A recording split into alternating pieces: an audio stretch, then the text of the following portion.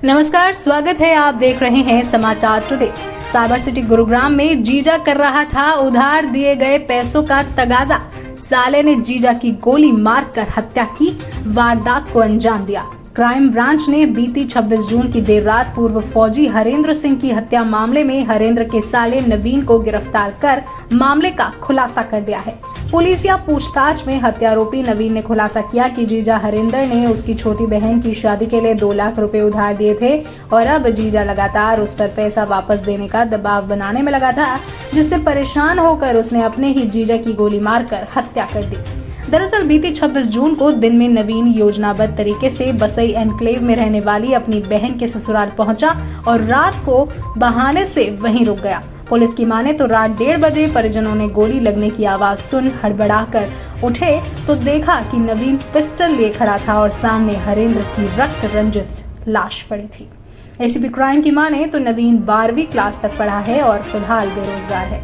आरोपी से पुलिस पूछताछ में ज्ञात हुआ कि इसके जीजा ने इसको 1.5 लाख रुपए उधार दिए थे और आरोपी की पैतृक संपत्ति में से अपनी पत्नी का हिस्सा मांगता था।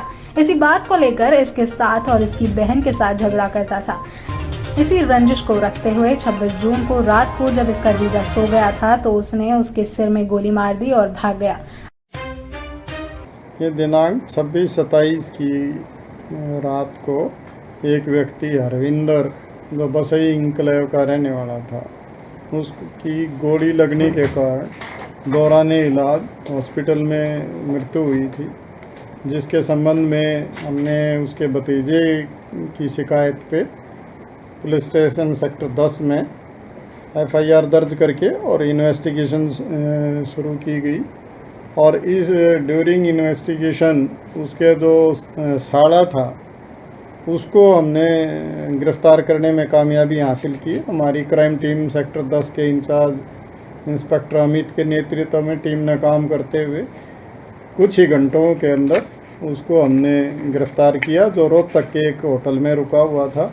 वहाँ से उसके कब्जे से एक पिस्टल जिससे उसने फायरिंग की थी और कुछ जिंदा कारतूस हमने बरामद किए हैं।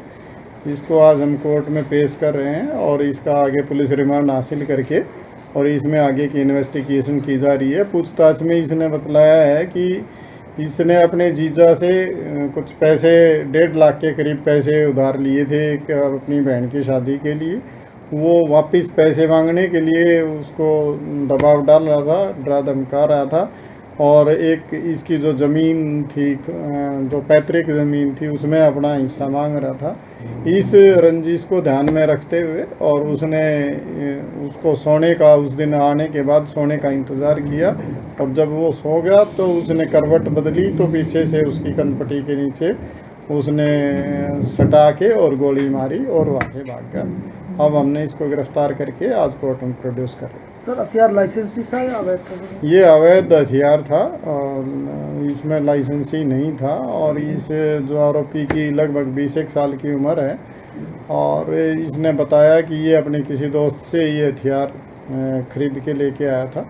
इसमें और भी आगे गहनता से पूछताछ करके और जो भी संबंधित कार्रवाई होगी वो अमल में सर, इस मामले में ये भी सामने आया है कि मृतक की बीवी ने अपने हत्यारोपी भाई को बचाने का भी जांच को प्रयास किया है। FIR में इस तरह की कोई चीज़ सामने नहीं आई है। FIR में जो इसने इसके मरने वाले के भतीजे ने जो FIR दर्ज कराई है रुपेश ने, उसमें बताया गया है कि उसकी चाची ने उसको बताया था कि उसका भाई नवीन ने ही ये हत्या की थी, गोली मार के वो भाग गया है। उसके आधार पे ही आगे की इन्वेस्टिगेशन की गई। नवीन कहाँ का रहने वाला सर? ये डीगल गांव का रहने वाला है। वहीं पुलिस या सूत्रों की माने तो हत्या की इस वारदात के बाद मौके पर पहुंची गुरुग्राम पुलिस को मृतक की बीवी ने अपने भाई नवीन को बचाने का प्रयास करते हुए पुलिस को बयान दिया कि हरेंद्र ने आत्महत्या की है। जांच का रुख मोड़ने की कोशिश भी की गई, लेकिन हत्यारोपी कानून के लंबे हाथों से नहीं बच पाया और फिर पकड़ा गया।